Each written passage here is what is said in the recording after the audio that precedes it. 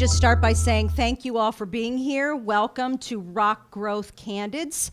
I'm Diana Pilatus, and I'd like to welcome our guests, two great guys who I got a chance to spend some time with, who are changing the face of Rochester and what we drink, correct? Chris Spinelli of Roc Brewing and Tony Colon of Fuego Coffee.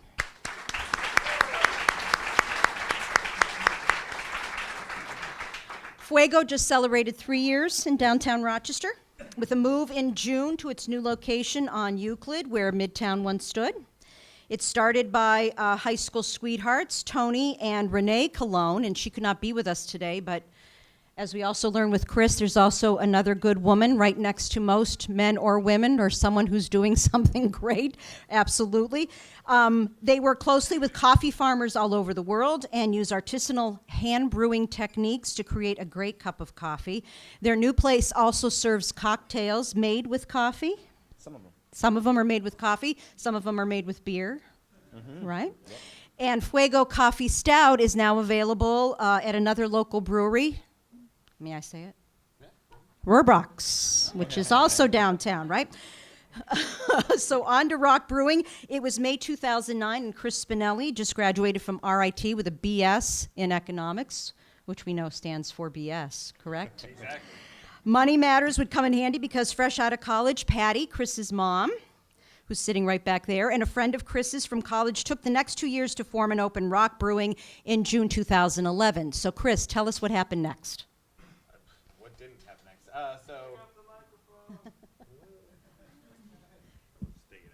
Oh, so, okay. Is it on? Yes, it should be on. Yes, it's on. There we go. So we decided to open up a brewery, and obviously Rochester scene has changed a lot.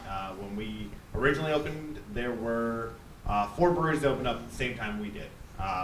It changed quickly from a community that once housed hundreds of breweries to now, you're down to literally 3.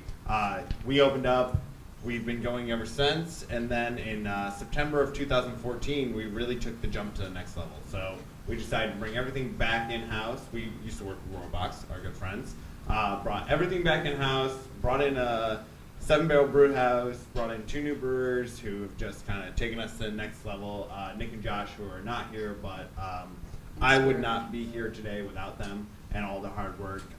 They have changed our company, and we are now in 5 cities in Western New York. We are looking to expand that later this year. We are now in retail, in canning, and thanks to them, I yell at them all the time for making even better beer because we can't keep up. So the next goal is how to scale to the next level, and they really killed it for us, though. So that's the next question: is how you're going to kill it, right? Exactly. Where do you go from here, Chris? So for us, right now, what we're working on is we started off canning this year, and it was to reach more than what we just were. We have a great location over on South Union Street, so if you've never been, please take the time to come down. If you don't know about the Interloop Project, I'm sure you've dealt with the Interloop Project. I'm sure you're upset about the Interloop Project. I will tell you right now, I'm not upset about the Interloop Project. That's right. Great. If anyone were to complain about the Interloop Project, it's me. We are in the heart of the Interloop Project. And the truth is, I've had 2 weeks without a front street on our side. I still have my sidewalk. And at the end of the day, they have been great to us. We went from a one-way street to this month will be a 2-way street. They are building a neighborhood that wasn't there. When we moved in 5 years ago, you wouldn't believe what we moved into. We moved into a neighborhood that just wasn't there. It wasn't not there. It just, no one was there. No one cared. And now today, we have the opportunity to have one of the greatest neighborhoods in Rochester. For us, it's amazing to watch. I mean, it's 3 guys. It's me, Nick, and Josh most days, and poor Patty babysitting us, watching all these, Tonka trucks go up and down the street. It's hard to get their attention back. But as that neighborhood develops, we're watching a city that I love. I've grown up here my whole life, born and raised, went to college here. It's great to be a part of it and feel like we're changing a community downtown. CJS, our landlords, architectural firm, amazing guys. They initiated our movement in there. Then you have Skylark, you have the barber shop, you have other businesses coming and talk to us. How is this affecting you? We're like, it doesn't affect us. We're having the best year we've ever had. So again, don't be afraid of the inner loop. It'll be cleaned up in about a week or two. Maybe.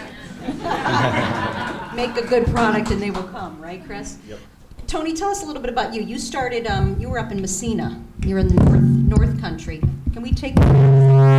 Sorry. Okay. Otherwise, you could just... you were up there and you decided to come to Rochester with your wife, and you have a background in psychology, and you said that really comes in handy, because I'm thinking of folks out there who think, how could I start something else with my degree? And here you are, using your economics, and you're using your psychology. I'm from a small town by Messina, New York called Malone, New York. Malone is like, they call it the Star of the North. I was never really good in school, so I went to college. And to tell you the truth, that didn't work out either. I did study a little bit of sociology and psychology. I just love people. I love interacting with people. So that's kind of like the base of how I interact with people is like kind of like really connecting with them and being able to meet them where they're at and see what I can do. So basically, Renee, who is my wife, was going to Roberts Wesleyan College, and I was in Malone, New York, and it was kind of not going anywhere for me. So there's only two things you can do up there: is be a nurse, a doctor, or even like a prison guard. That's the only jobs that you can really do.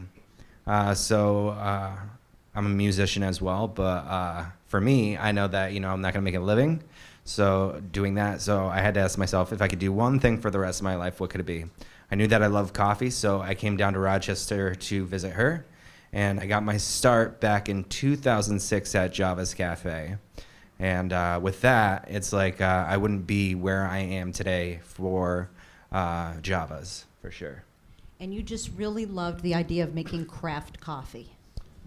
Yeah, it kind of like developed along the way. I usually get obsessed about what I'm doing in the aspect of like learning. So what I did was like I learned everything that I could at Java's, and then another roastery opened up called Joe Bean, and they were doing something very new in Rochester. It kind of interests me, so I started to dig a little bit more deeper in brew processes and like reading about roasting and the chemical changes that are happening during the roasting process. So I got pretty nerdy about that, and it was awesome. So, and I think there's a certain time in your life when you have to make a move, and it's usually I go on a lot of feeling, on the aspect of like, oh, is this the right time or is it the wrong time? And usually, sometimes I can get ahead of myself. So basically, I really have to feel it in my gut, I guess, to really move on it. And you both decided it was time to start your own business. What can we do? The city, the county, econ officials, the public. What can we do to help you in our area to make it easier, better? What can happen?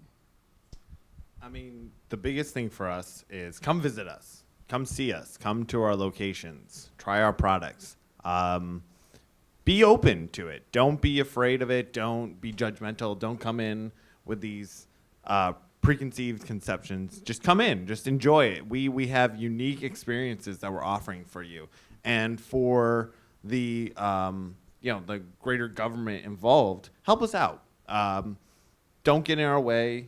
Don't hold us back. Don't fight us on things. And I don't mean that in a bad way. Obviously, government's set up to protect us. But at the same time, like, we're trying to help. Everyone's talking about the brain drain in every city in America, right?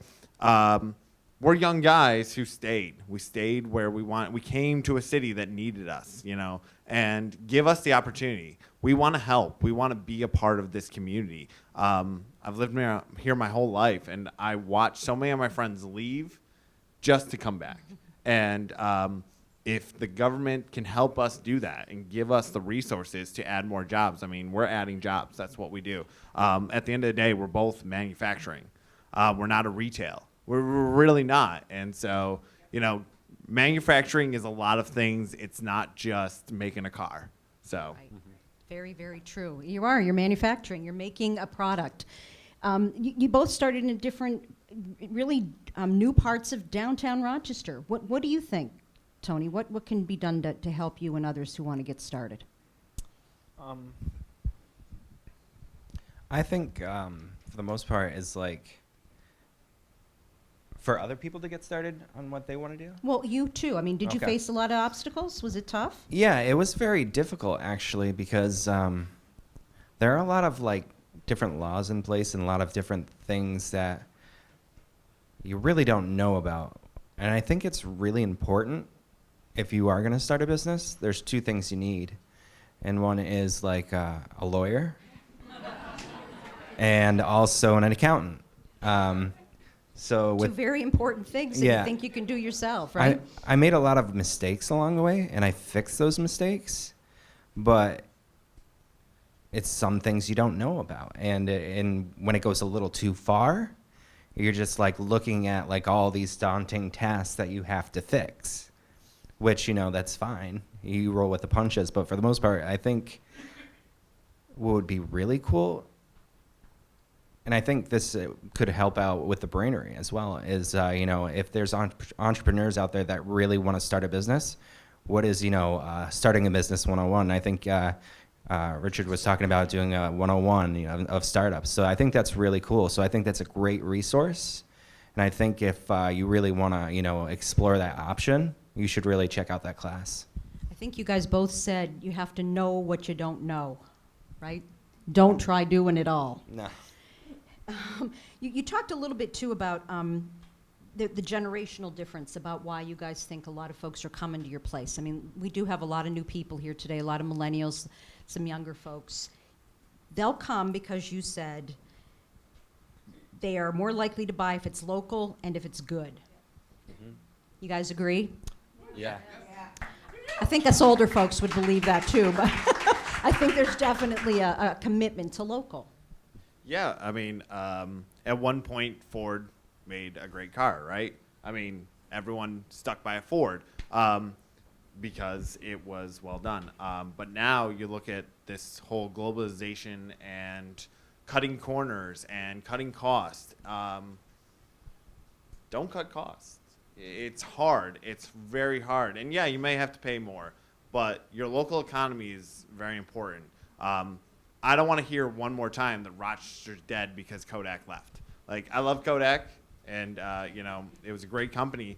But again, Rochester didn't die when they went off. A lot of things spun off from that, and a lot of great companies exist here.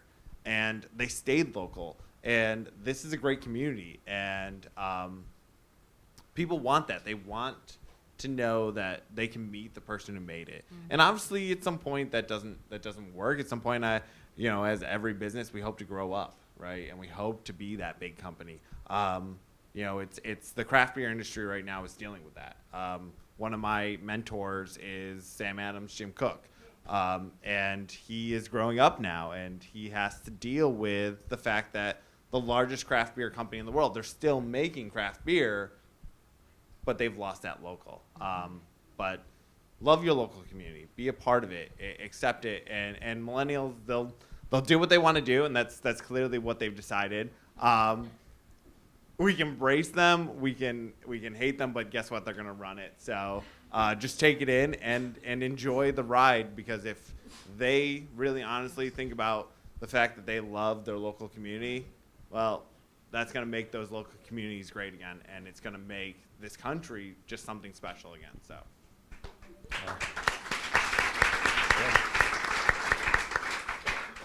You agree? I do. Awesome. That means we'll have a little extra more foam on our cappuccino with a nice little thing on there. So you're also a social entrepreneur, Tony. I don't know if everybody knows that, but you have a place in Guatemala that you just opened, and you are also training some refugees that are here in town about the cafe business. Like I said, my wife went to Roberts Wesleyan College. She got a business degree there, and basically she was involved with this group called, at the time it was called, I'm trying to remember, SIFE, which is Students in Free Enterprise. It's now turned their name into Enactus. And basically, Enactus does things locally and globally. Basically, what they did is they were working with a group in Guatemala called Story International.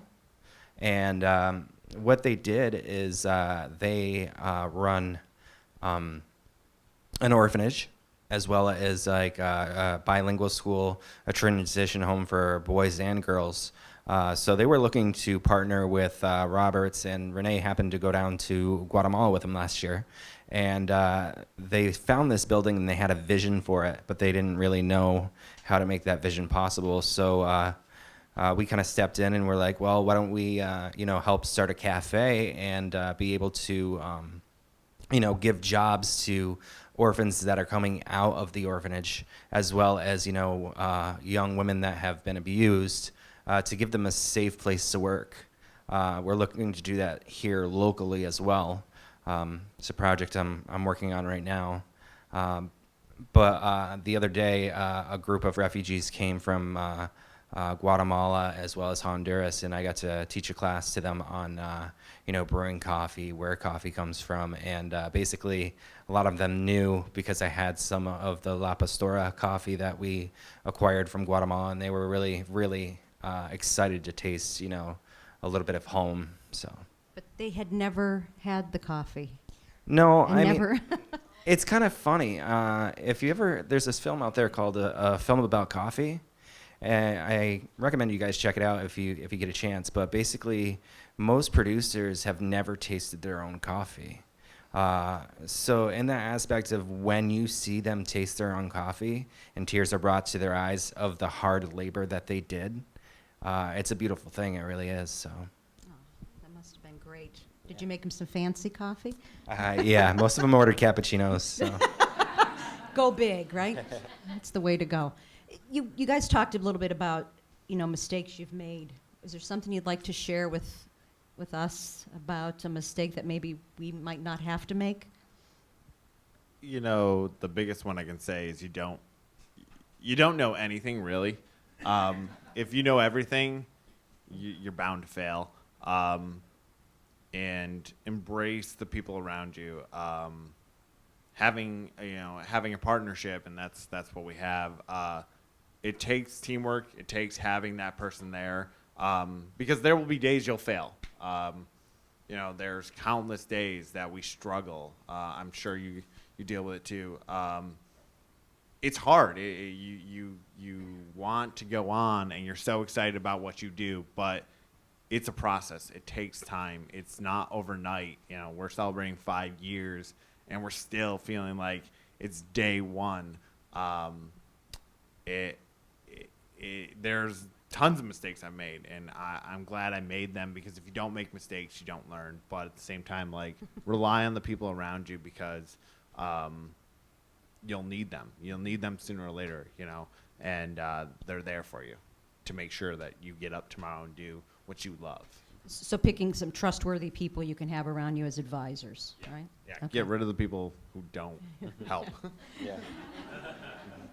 Tony, do you want to share something with us? Maybe a mistake, or not really a mistake, because they're just a learning experience. Yes, thank you. A learning experience, maybe that you wish you didn't have, but you're glad it happened.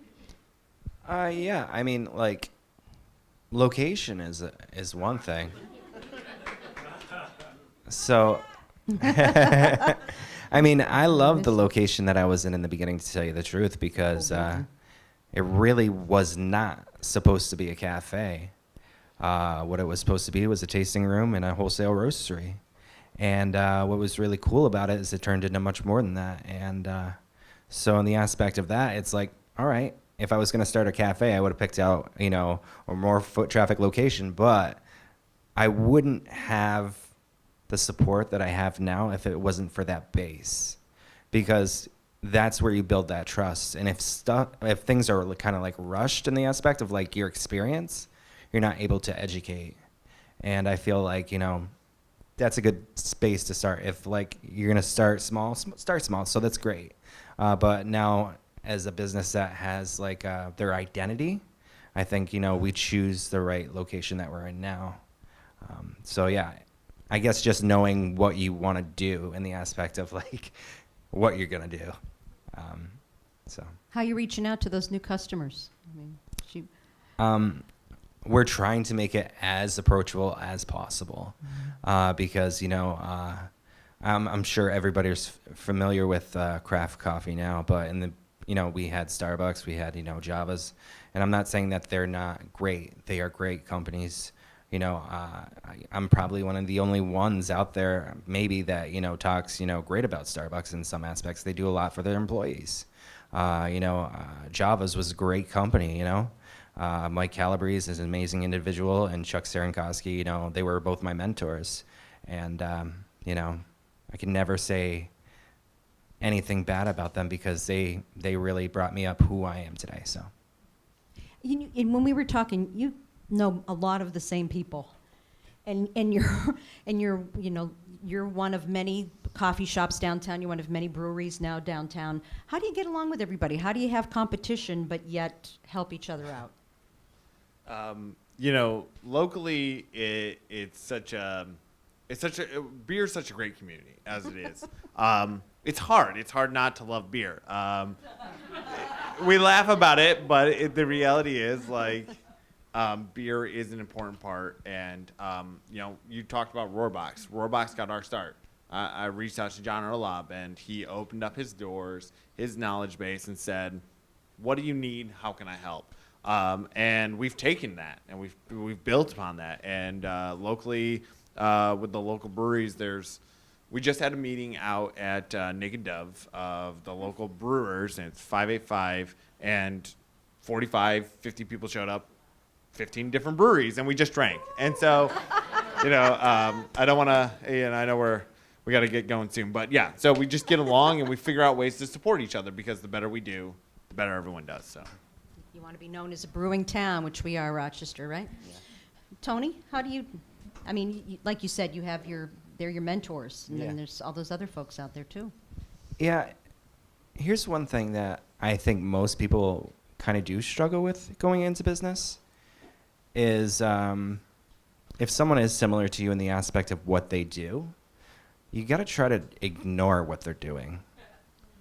Because at the end of the day, we are who we are. We're not trying to be, Javas. We're not trying to be Joe Bean. Even though, we work together as a community, we want to be involved in our community and being able to support each other.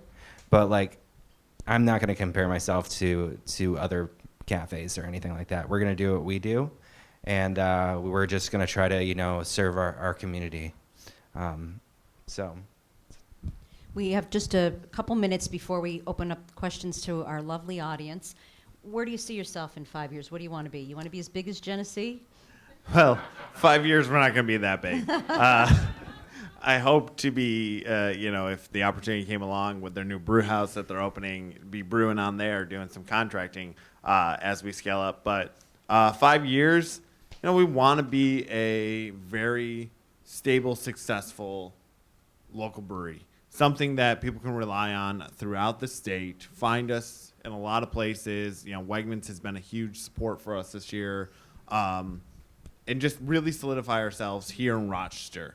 I look forward to work with more of the local breweries and what we're trying to build here. It's a unique community, and we keep it very kind of ourselves, but we're trying to build it now to show everyone Rochester is one of the best craft beer scenes in the world. Yeah. We're finally getting recognition for it. Don't miss out. Go to your local breweries. Have fun with it. We love seeing people. So, next 5 years, we hope to be, a staple on that neighborhood over there that's being developed, and go from there. And hopefully the road will be done by then. End of the month. I was promised. Tony? There are lots of great shops, but you have a flair. Where do you see it going? To tell you the truth, I kind of see another social entrepreneurship in Africa. I think that's one of my goals. I really do want to reach out to that area. I really think that if we were to do something in the United States, I'd like to be more, I don't want to have lots of cafes. I would like to do more wholesale roasteries. So I would like to start on the West Coast, I think. But like I said, I mean, 2 goals that I have is open a roastery on the West Coast and probably do something in Africa. So.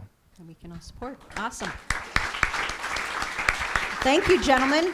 We'd like to take some questions from you guys. Would you like to ask Chris and Tony?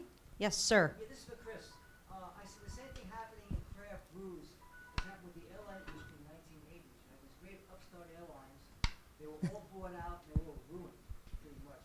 How do you plan to resist the consolidation that's happening in the craft brew industry? Can everybody hear that? How to resist the consolidation like the airlines went through? Good question. Beer has a unique history to it too, because this isn't the first consolidation. You want to talk about consolidation? 1970s, there was less than 70 breweries in the United States. You want to talk? I mean, at one point, we just recently went past the amount of craft breweries that were in America before Prohibition. So 4,500 right now. 4,500 right now, which is huge, but it is becoming somewhat saturated too. So we're on 2 issues right here. Terrifying. The Department of Justice just allowed the 2 biggest breweries in the world, InBev and SAB Miller, to form a mega brewery. So yeah, it's hard. It's hard when someone knocks on your door and offers you $500 million for your company. And you look at what some of them have done. Goose Island, you know, one of the biggest buyouts, one of the original buyouts by InBev. People were like, well, they had their Bourbon County get all messed up this year, and they had a bunch of infected batches. That wasn't an InBev problem. That was unlucky. InBev and them, yeah, they're going to start to take over, and they're going to start to do consolidation. The bigger concern is when they start taking over distributors and push the local guys out of the market. But they're still losing. At the end of the day, they cannot change the fact that their number one customer used to be the millennials now, won't touch their beer. That age group won't touch the beer. Is buying out is going to suck, and it's definitely going to cause a dip, and there's going to be consolidation, but you can't buy us all out, and you can't quiet us now. Nothing's going to change the fact that people aren't going to go back to Miller. They're not going to go back to Bud. They want better beer. They do. It is an election year, sir. Chris, do you have the farming brew license? And if so or not, is there enough ingredients grown in New York State for all of these companies to grow at whatever certain rate that they'd like to grow?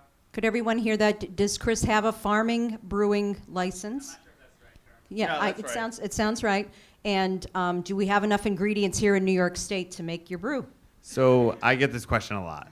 I get this all the time. No, we don't. And truth be told, You don't have a license? we don't have that license. Truth be told, that license came on board right after we opened, and had we had the opportunity, we would never have touched it. Again, I love what our governor's doing, so don't get me wrong where I'm about to go with this. New York State, I went to Craft Brewers Conference recently, and every other state was walking up to us. Oh, you're from New York State? You have the best state in the world to open up, like, a brewery. It's awesome. Like, you wouldn't believe the trouble we deal with. And I was shocked. I was put back because New York State, you know, you'd think, but the governor really has gotten behind craft beer. One of the failures that happened with the farm brewer's license is how many licenses do you give out versus how much land is there actually available for product production. And hops don't just grow overnight. It takes 3 to 4 years. It's a huge investment. Barley, you don't make a huge amount of money off of it, especially with some of the subsidies. So New York State has more licenses right now than there is farmland to actually follow up with the quotas. And what was great was they gave them a cheaper license. You had the aspect of you could sell a pint out of your tap room without any extra licensing. Well, the governor, again, loving the fact that let's go forward, he did it for all the microbreweries. So one of your key benefits was taken away right away. So farm brewer, great idea, great concept. Truth be told, not possible. It's just not going to work in New York State. You can't produce the quality grains, the quality hops at the quantities needed to supply all the breweries who want to do this. It's just basic economics there. It's just not going to work. So. We had a question over here. Oh, I was wondering if you were going to state definitively here, Chris, that you won't be bought out by here. So, Everybody's worried about the buyouts. right. You know, honest to God, I would love to say definitively. You know, it's so funny because the breweries that do say this are multi-million-dollar breweries who have been in the game long enough that they're making the money. You know, I love what I do. I don't want to stop doing this. I love this. I love this community. I love to be a part of it. You know. What Chris said, and I think you guys can both say this, but he said even at the end of it, the worst day ever, he can go and have a beer at the end of the day. And Tony can go and have a great cup of coffee or a cocktail that he's made at his place. So I want to ask you a question about that, but go ahead. But, you know, one day, maybe, hopefully, North American Breweries comes knocking down our doors, who have done so much for our community and keeping Genesee going and adding on 100+ new jobs in the next 2 years. So, you know, you know, my mom and my dad have been a part of this from day one, and they're my business partners. If the door came a knocking and we had an opportunity to give them a new life and keep my employees going, it'd be hard to walk away. But as long as I have the money and I can keep my employees happy and keep them in a good life and keep them in a good life, let's keep it. Forget everyone else.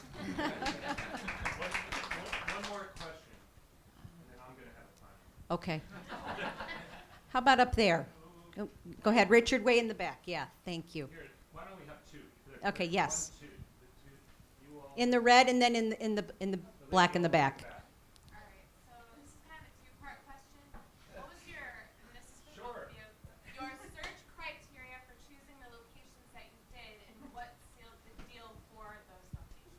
Did everybody hear that? What was the criteria for your location? And what sealed the deal? And what sealed the deal? Tony? So for the first location or the second one? Well, the first one is just I needed a place just to do roasting. So I felt like I didn't need a foot traffic location to do it, and basically it was sort of minimal startup costs. The second location, I was growing at a rate that I needed more space. And I always wanted to be in the downtown area. I didn't want to, you know, go into Park Ave or South Wedge or anything like that. Not that there's anything wrong with that, but when I go to different cities and I walk downtown, I mean, there's a coffee shop, there's, you know, restaurants, and I don't see that here. And I wanted to try to, you know, kind of do what I could do to be an ambassador to, you know, having other businesses come downtown. So. Say where you are. I am on 45 Euclid, so I am in the new Midtown area. So by Tower 280, all the developments that are happening down there. So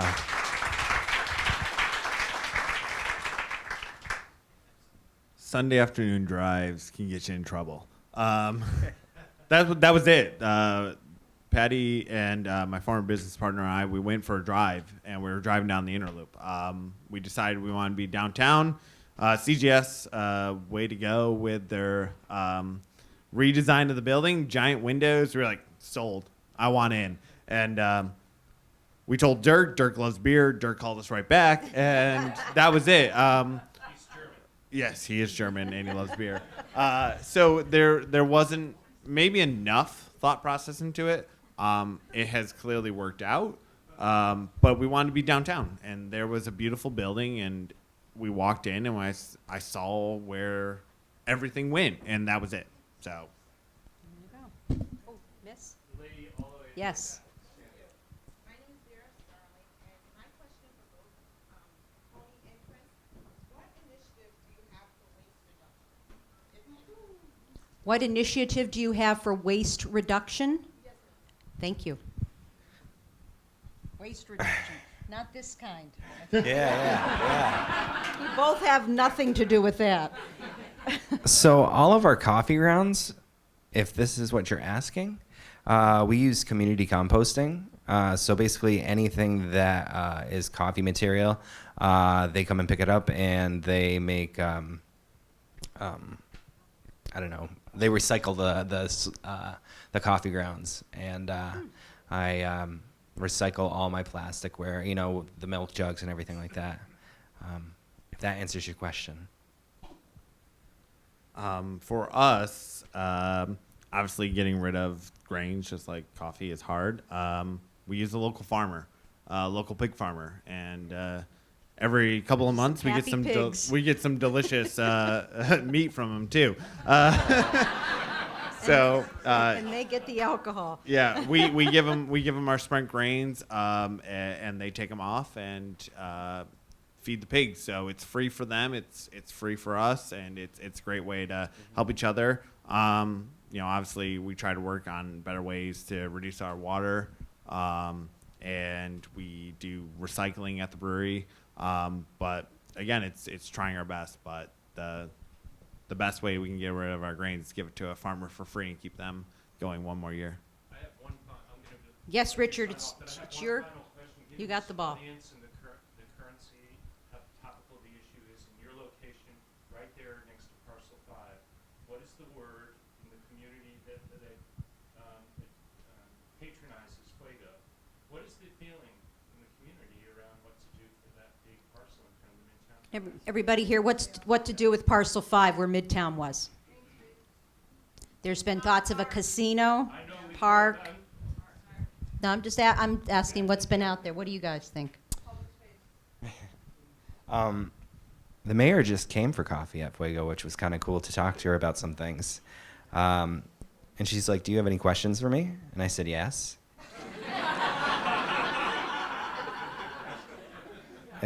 And my first question to her, "Are you putting a casino in Parcel 5?" And she said, "That's off the table for now." But there is a public forum that is happening. I believe that's on September 9th. So a couple of guys have been coming around Fuego, and they've been telling me some of their ideas. And I think you guys should really check out this thing called This Is Not a Park. I think there's some great ideas behind that. So if you ever get a chance, see if you can like search it. I've been working with some of them, so I don't know the website yet, but I'm sure if you check out This Is Not a Park, you will find something. There it is. Thisisnotapark.com. Okay. I will have to look up thisisnotapark.com. You know, obviously it's a big talk for us too. Right in front of us is a huge potential development, and we get asked all the time, "Is that going to be green space?" And we're like, "No." Well, hopefully no. Hopefully it's going to be a neighborhood. I don't know my thoughts on a casino. You know, that's for someone else to decide. But I definitely would love to see a neighborhood downtown. And I don't know if green space or a park makes that, but I want to see people downtown. I want to see people a part of the city I love. I bleed 585. You know, this is my life, and I love where I am, and I want to see more people here and love it. I want to see people interacting with a city that really is amazing. It's unique in the world. So I hope they do something great. I don't know what they're going to do, but I will look up thisisnotapark.com. Great. And September 9th is the date. Thank you so much to our guests, Chris Spinelli, Tony Colon,